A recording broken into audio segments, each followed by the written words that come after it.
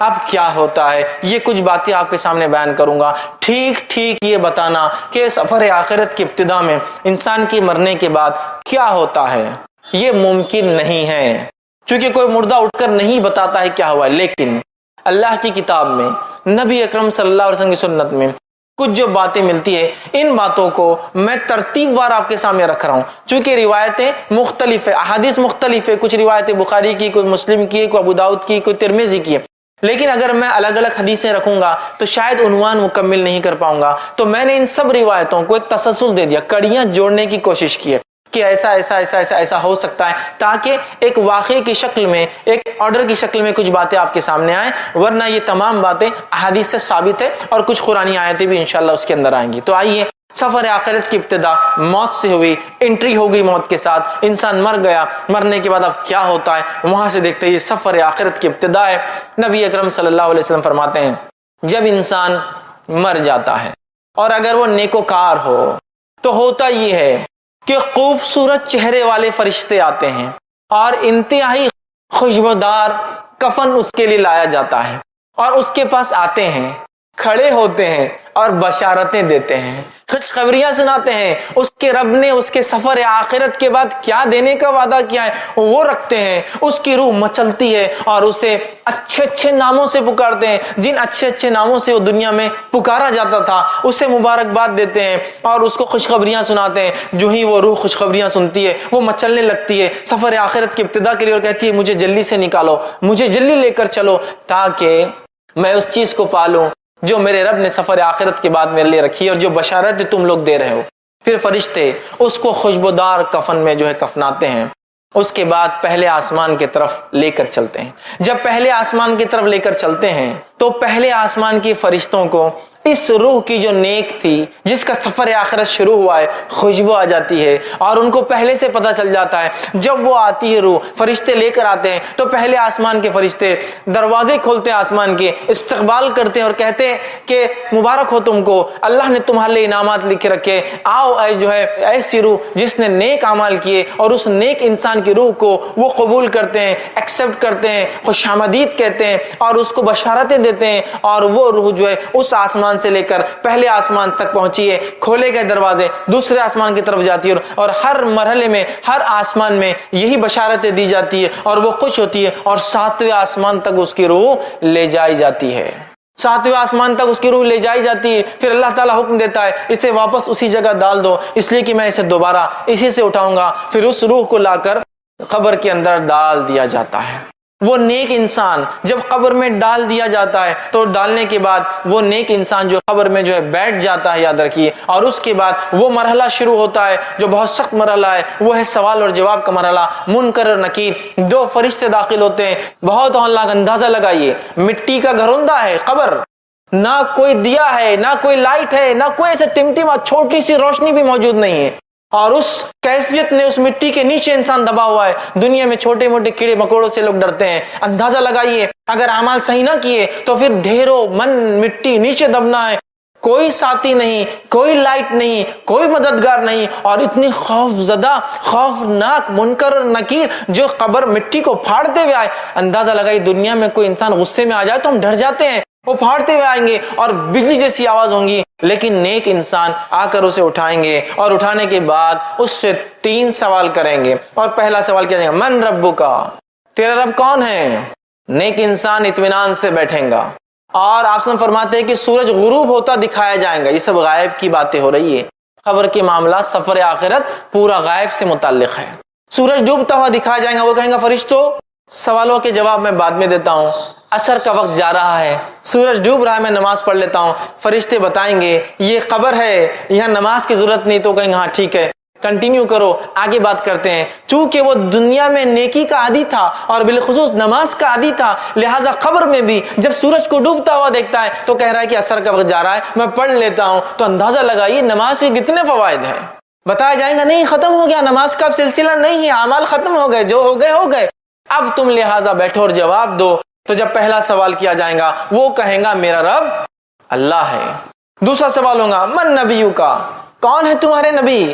تو وہ جواب دیں گا میرے نبی محمد صلی اللہ علیہ وسلم ہے. تیسرا سوال ہوگا ما دینوں کا، دین کیا ہے تمہارا, کس دین پر تھے دنیا میں؟ وہ کہیں گا میرا دین اسلام تھا. یہ کہنے کے بعد جب ایک نیک انسان اپنے سفر آخرت کی ابتدا میں جو ٹیسٹ اس کا ہوگا, جو اورل اس کا لیا جا رہا ہے, جو وائوا اس کا ہو رہا ہے, اس میں اگر وہ رائٹ آنسرز دیتا ہے ان تینوں کوشچنز کے, تو نتیجہ یہ ہوگا فرشتے سوال و جواب کا سلسلہ ختم کر دیں گے. تینوں جواب اس نے دیا ہے, اور ایک کھڑکی کھولی جائیں گی اور جہنم بتائی جائیں گی اور کہا جائے گا یہ وہ چیز ہے جس سے تیرے رب نے تجھے بچا لیا. وہ بندہ شکر ادا کرے گا. اور ایک کھڑکی کھولی جائیں گی اور بتایا جائے گا یہ تیرا مقام ہے جنت میں, یہ تیرا مقام ہے. وہ روح مچل اٹھیں گی اور وہ فرشتوں سے کہیں گا نیک انسان, اے فرشتوں مجھے مہلت دے دو, میں جا کے اپنے رشتہ داروں کو بتا دیتا ہوں یہ میرے رب نے نیکیوں کی وجہ سے دیا ہے. فرشتے کہیں گے لوٹنے کا چانس, لوٹنے کا جو ہے کوئی جو ہے اس کے اندر امکان نہیں ہے, لہٰذا تم اطمینان کرو. اور پھر وہ انسان دعا کریں گا اللہ قیامت جلدی قائم کر, چونکہ وہ مقام مجھے چاہیے جو بتایا گیا میرا وہاں. اور وہ کہیں گا قیامت جلدی قائم کر اللہ, تاکہ میں اٹھوں اس روز اور سفر آخرت کا جو اینڈ ہوگا اس میں جو ڈیسٹینیشن جو بتایا جا رہا ہے جو مجھے ملنے والا ہے یہ مجھے جلدی سے مل جائے. اور اس کے بعد وہ جنت کی کھڑکی کھلی رہیں گی, اس کی کچھ ہوائیں وہ محسوس کریں گا, ایک بہترین بستر اس کے لیے بچھایا جائیں گا. اور فرشتے کہیں گے اے شخص آرام سے اطمینان سے سو جاؤ, تمہارا سفر مطلب اس کا سفر شروع ہو گیا, اطمینان سے تم اس پہ سو جاؤ. اور اسے ایک دلہن کی طرح بستر پہ سلا دیا جائے گا اور اس کے بعد وہ اطمینان سے سو جائیں گا. اللہ کی طرف سے حکم گا اس کا نام علیین میں نیکوکاروں کے رجسٹر کے اندر اندراج کر دیا جائے, لکھ دیا جائے, اس کا رجسٹر میں نام لکھ دیا جائے گا نیکوکاروں کی. آئیے اس کے بالمقابل وہ انسان جو گناہ کرتا تھا, معصیت, جرم, کفر, شرک, نفاق, اس کی زندگی اس میں گزری, اس شخص کی موت کیسے آتی وہ بھی دیکھیے, اس کا سفر آخرت سٹارٹ کیسا ہوتا وہ بھی دیکھتے ہیں ہم. اللہ رب العزت ہم پر رحم کرے اور ہماری حفاظت کرے. بہت سخت سفر ہے. ویسے موت کی ہولناکی کتنی خطرناک تھی, لیکن ایک جو گناہ گار انسان ہوتا ہے اس کے پاس فرشتے جب اس کی روح کا وقت آتا ہے پہلے تو کہتا مہلت دی جائے, چھوٹ ڈھیل دی جائے, کہا جاتا ڈھیل نہیں ہے. اس کے بعد فرشتے جو کہ انتہائی گھٹیا صورتوں میں, بری صورتوں میں آتے ہیں اور انتہائی بدبودار ٹاٹ کا ایک اس کے لیے کفن لاتے ہیں اور لانے کے بعد کہتے ہیں کہ اے مغضوب روح, اللہ کا تجھ پر غضب ہونے والا ہے, تو نے گناہ اور معصیت کے, نکل, تیرا مقام یہ, چونکہ جیسا نیک آدمی کو بشارت دی جاتی ہے اس کو اس کا مقام کے تعلق سے بشارت دی جاتی ہے, نکل تجھے یہاں جانا ہے. اور وہ گناہ گار انسان کہتا ہے کہ نہیں میں نہیں نکلوں گا. اس کی روح جسم کے اندر جاتی ہے, جب روح اندر جاتی ہے تو اسی ماحول کی, اسی حالت کی ایک تصویر اللہ نے بیان کی اور کہا وَالنَّازِعَاتِ غَرْقًا, قسماً فرشتوں کی جو روحوں کو جسم میں ڈوب کر غوطے لگا کے کھینچ کر نکالتے ہیں. چونکہ اس کی روح باہر آنا نہیں چاہیں گی, وہ اندر جائیں گی اور یہ فرشتے اندر جا کے روح کو نکالیں گے. اور اسی بات کو اللہ رب العزت نے سورہ انعام سورہ نمبر 6 آیت نمبر 93 میں دیکھیے کیسا بیان کیا. اللہ فرماتا ہے اے نبی کہ اگر تم دیکھتے جب ظالموں کی موت کا وقت قریب آتا ہے, ٹھیک ہے, اور وہ موت کی جھانکنی میں جا کر پھنستے ہیں, سکرات میں ہوتے ہیں, تو فرشتے ان کے پاس جاتے ہیں, ملائکۃ باسطوا ایدیہم, اور اپنے ہاتھوں کو بڑا کر کھینچتے ہیں اس کی روح کو, نکل, چونکہ ایک نہیں کئی فرشتے آتے, یاد رکھیں, نکل, اس کو کھینچتے ہیں. اب تمہیں بتایا جائے گا کیسا عذاب تمہیں ملتا ہے ان باتوں کے لیے جو تم اللہ کے تعلق سے بغیر علم کے بک دیا کرتے تھے. نکلو باہر. اب تو فرشتے ڈوب کر نکالیں گے, فرشتے کھینچ کر نکالیں گے. وہ سفر کے لیے راضی نہیں ہوں گی وہ روح, وہ اندر گھسیں گی. فرشتے جب نکالیں گے, نبی اکرم صلی اللہ علیہ وسلم فرمایا کیسی تکلیف ہوں گی اس شخص کو جس کی روح جو گناہ گار ہوگا, جیسے ایک بھیڑ ہو, بھیڑ سمجھتے نا آپ, شیپ, بھیڑ ہو, اس کی اون کتنی گتھیاں ہوتی ہے اس میں, وہ اگر گیلی ہو اور اس پر کوئی کانٹے دار چھڑی لے اور اس کو گھمائے جس میں بال اٹک جائے اور پھر اس کو کھینچ کر نکالے, اس قسم کی شدید تکلیف وہ محسوس کرتا ہے. اور اس کی جلد جو ہے جیسا نکلتی ہے تکلیف محسوس کرتا ہے, لیکن اسے فرشتے نکالتے بدبودار نہایتی گندے ٹاٹ کے اندر اسے لپیٹتے ہیں. لپیٹنے کے بعد پہلے آسمان پہ لے جاتے ہیں. پہلے آسمان کے فرشتے کہتے ہیں اس مغضوب روح کے لیے آسمان کے دروازے نہیں کھولے جائیں گے, واپس چلی جاؤ. اور اس انسان کو فرشتے انتہائی گھٹیا ناموں سے پکاریں گے جس سے دنیا میں چڑھتا تھا اور نفرت کرتا تھا. خبر میں آنے کے بعد وہی ہولناکی, منکر اور نکیر ظاہر ہوں گے جن کی آواز بجلی کی کڑک جیسی ہوں گی, اور آ کر سوال کریں گے اس سے اور کہیں گے من ربکا, تیرا رب کون تھا؟ کافر کہیں گا ہا لا ادری, مجھے نہیں پتا میرا رب کون تھا, مجھے نہیں پتا.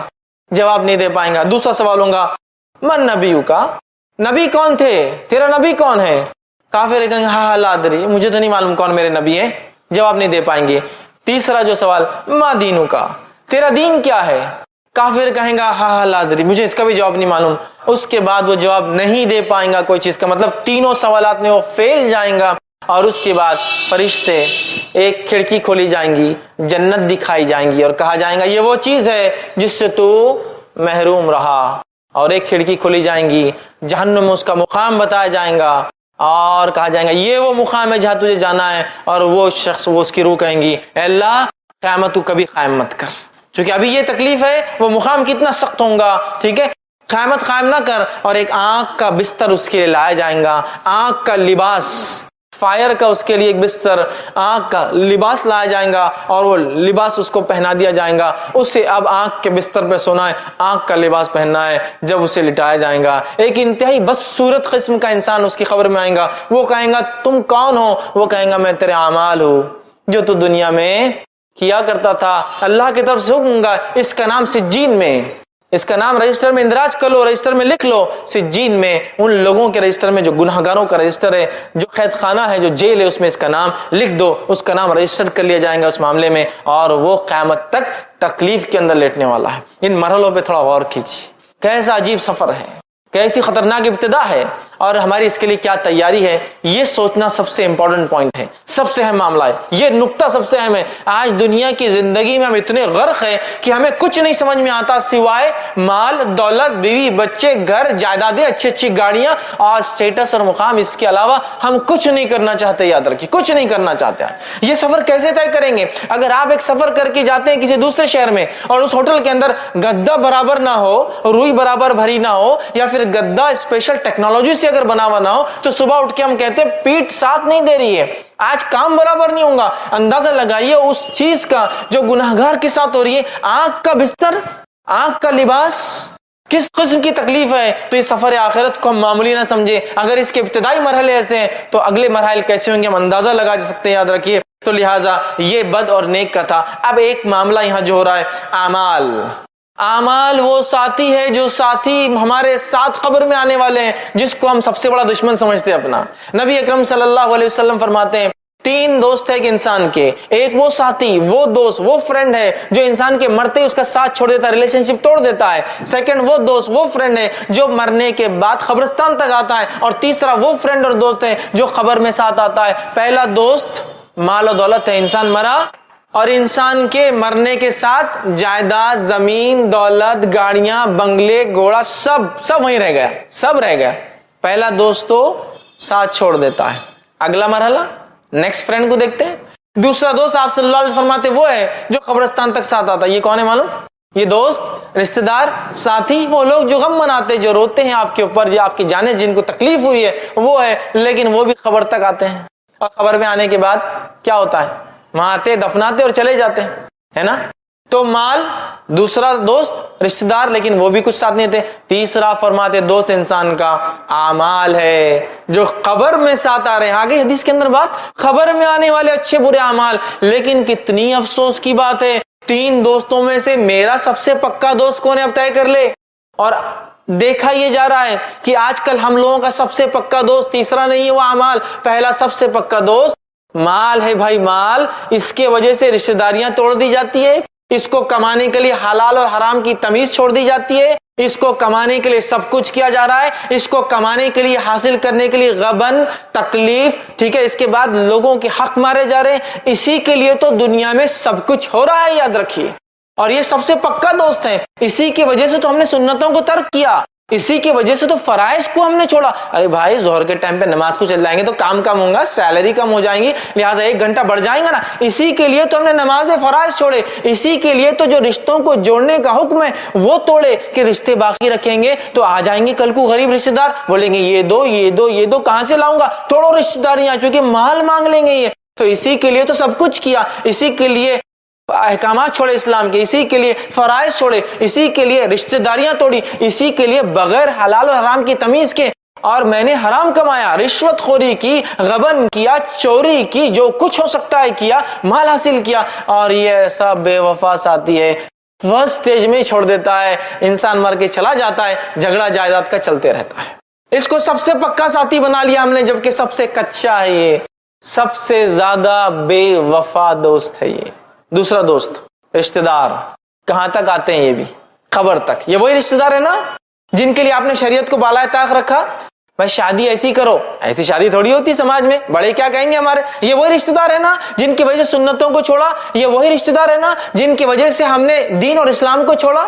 ارے بھائی پورے خاندان میں کوئی عمل نہیں کرتا, میں کیسے کروں گا؟ نام دکھانا ہے سماج میں, آگے بڑھنا ہے, بچوں کی شادیاں وغیرہ ہونا ہے, لہٰذا میں یہ قرآن حدیث اور سنت کی بات نہیں کر سکتا یہاں. تو یہ رشتہ جن کے لیے آپ نے اسلام کو چھوڑا, یہ رشتہ دار ہے جس کے لیے آپ نے سب کچھ کیا, اسلام اور شریعت کو بالائے طاق رکھا, سنتوں کی اہمیت کو ہم نے وہ کیا. میں میرا بیٹا ہے اس کے لیے کیسا ہوں گا, یہ کر لیا. میری بیٹی ہے, رشتہ داروں کے لیے یہ اتنے بے وفا ہے, بس قبرستان تک آئیں گے, 2 آنسو بہائیں گے, بیوی ہو تو 4 مہینے 10 دن غم کریں گے, اس کے بعد سب کچھ دنیا کا چلنے لگے گا. کوئی ساتھ نہیں آ رہا مال, کوئی ساتھ نہیں آ رہا خبر میں, ایک بھی رشتہ دار جس کے لیے یہ 2 فرینڈز کے لیے سب کچھ کیا, یہ سب سے بے وفا ہے. تیسرا جو دوست ہے جس سے سب سے کم اور ہلکی دوستی اور فرینڈشپ ہے میری اور آپ کی آج, وہ ہے اعمال.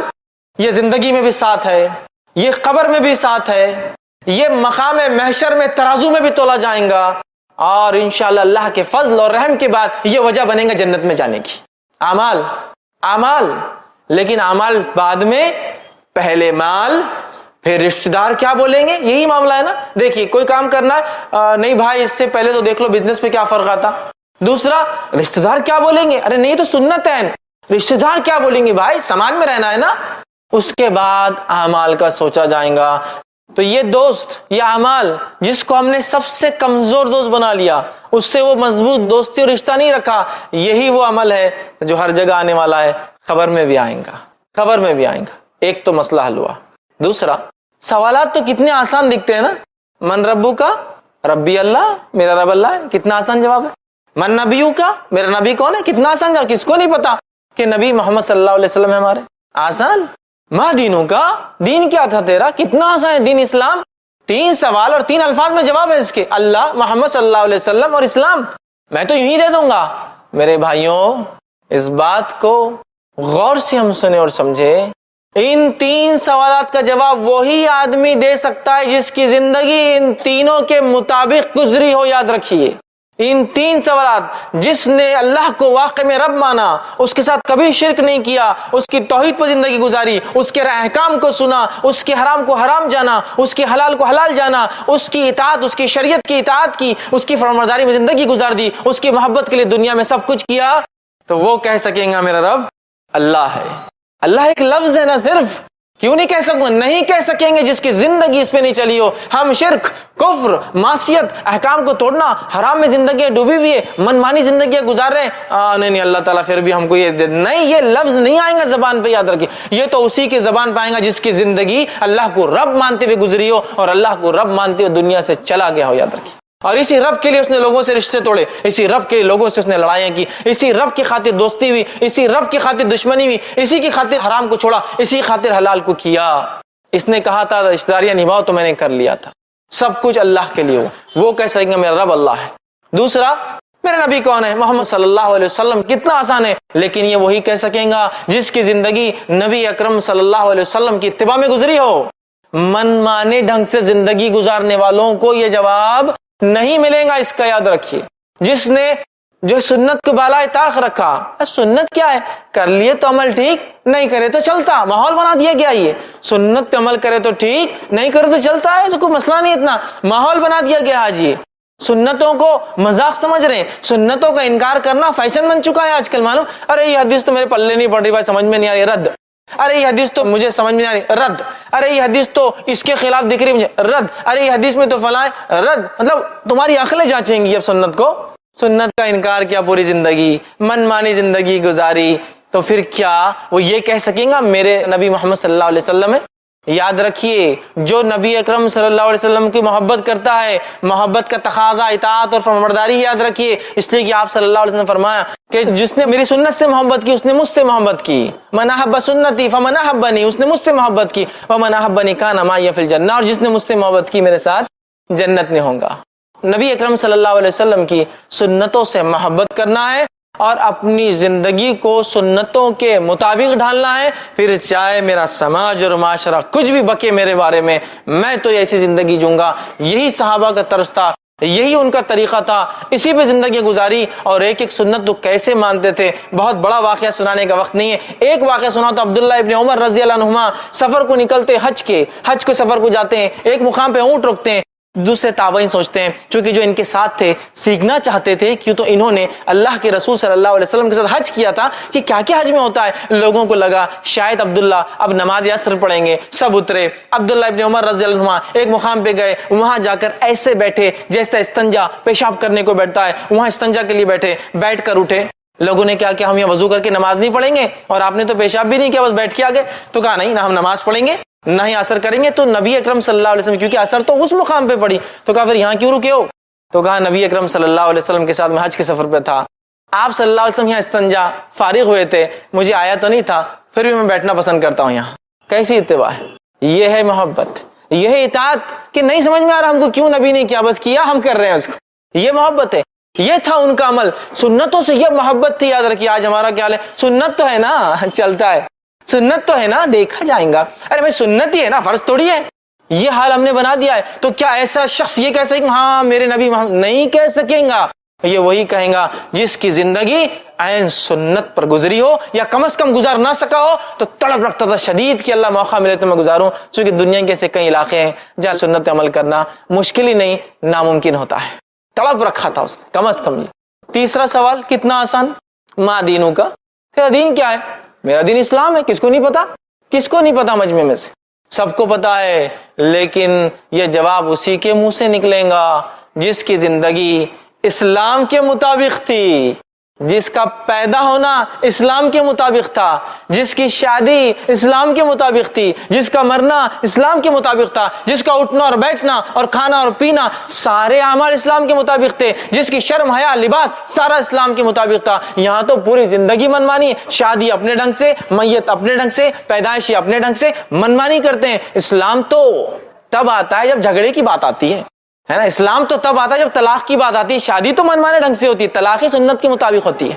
حالت تو یہ ہے، حالت تو یہ ہے۔ پھر ہم بول رہے ہاں نہیں ہم تو آسانی جواب دے دیں گے اسلام ہمارا دین تھا، نہیں، یہ الفاظ نہیں آئیں گا میرے بھائی۔ جس کی زندگی ان تین چیزوں پہ تھی، جو واقعی میں اللہ کو رب مانتا تھا، شرک نہیں کیا اس کے ساتھ، جو واقعی محمد صلی اللہ علیہ وسلم کو یہ اپنے لائق اتباع مانتا تھا اور آپ کے طریقے پہ زندگی گزاری، اور جس نے واقعی میں اسلام کو اپنا دین سمجھا اور اس کے مطابق اس کے زندگی کا ہر شعبہ تھا، یاد رکھیے، کم از کم نہ کر سکا تو تڑپ رکھتا تھا، وہی جواب دے پائیں گا۔ کیا جواب دے پائیں گا؟ میرا دین اسلام ہے۔ تین سوال آسان دکھتے ہیں، جواب ہر آدمی نہیں دے پائیں گا جب تک کہ اس کی زندگی اس پہ نہ ہو۔ آگے بڑھتے ہیں۔ صحابہ نے کہ اللہ کے رسول، سفر آخر جاری ہے، کہ اللہ کے رسول یہ جو آپ کہہ رہے ہیں یہ فرشتے آ جائیں گے منکر نکیر، کیا ہولناک سچویشن ہوں گی، خطرناک سچویشن ہوں گی کہ ایک انسان خبر میں اکیلا اور اتنے خطرناک بجلی سے زیادہ تیز کڑکنے والی آواز والے، بڑی بڑی آنکھوں والے، اتنے بڑے دانت والے دو فرشتے آ کے سوال کریں گے، کیسے ہم جواب دے پائیں گے؟ صحابہ کے دیکھیں صحابہ نے کیا سوال کیا، سوال دہراتا ہوں۔ صحابہ نے پوچھا اللہ کے رسول صلی اللہ علیہ وسلم، آدمی کے سر پر اگر فرشتہ گز لے کر کھڑا ہو تو اس کا مطلب فرشتہ گز بھی لے کر آئیں، گز سمجھتے نا، لوہے کی راڈ سلاخ، تو وہ فرما رہے اللہ کے رسول وہ اگر گز لے کر کھڑا رہیں گا سر پر تو ہم تو مٹی کے بت بن جائیں گے، منہ سے جواب بھی کیسا نکلیں گا اس خطرناک فرشتے کے سامنے، ہے نا؟ تو اللہ کے رسول صلی اللہ علیہ وسلم فرماتے ہیں کلمہ توحید لا الہ الا اللہ کی برکت سے تم جو ہے خبر کے سوالات کے جوابات بھی دوں گے، دنیا بھی تمہاری اور آخرت میں بھی اللہ تمہیں ثابت قدم رکھیں گا۔ اور پھر اللہ کے رسول صلی اللہ علیہ وسلم نے یہ آیت تلاوت کی جو سورہ ابراہیم سورہ نمبر 14 آیت نمبر 27 1427 ہے، یثبت اللہ الذین آمنوا بالقول الثابت فی الحیات الدنیا وفی الآخرہ، اللہ تعالیٰ یثبت اللہ الذین آمنوا جما دے گا ایمان والوں کو بقول ثابت، ایک مضبوط کلمے کے ذریعے، اور وہ کلمہ کون سا ہے؟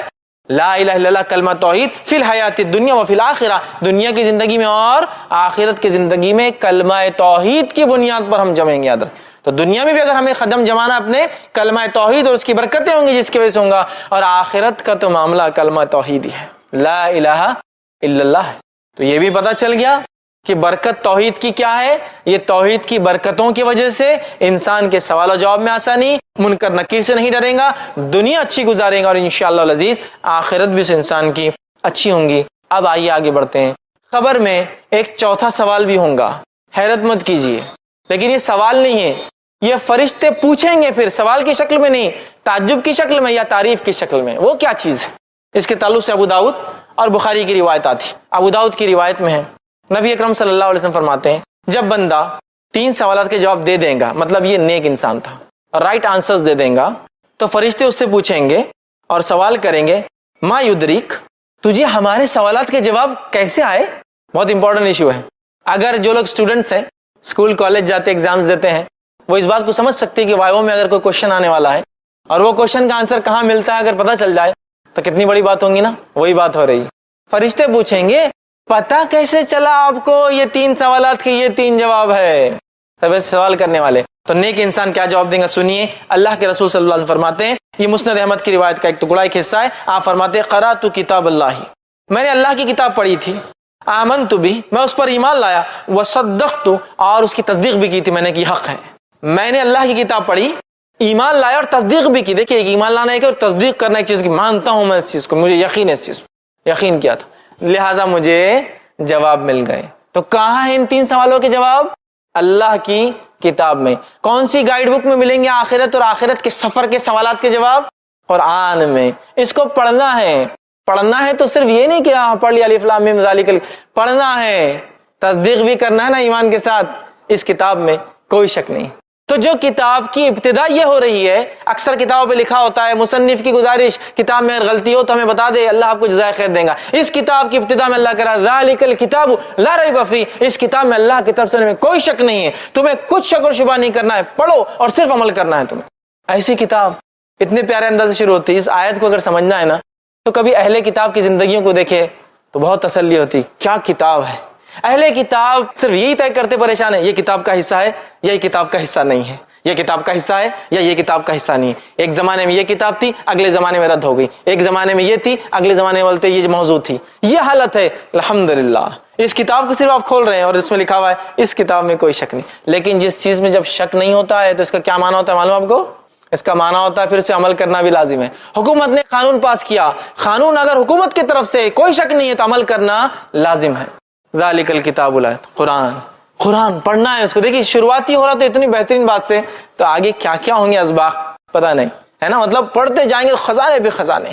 تو کہا میں نے قرآن پڑھا تھا۔ کوشچنز 3 آنسر گائیڈ بک بتا دی گئی کیا ہے۔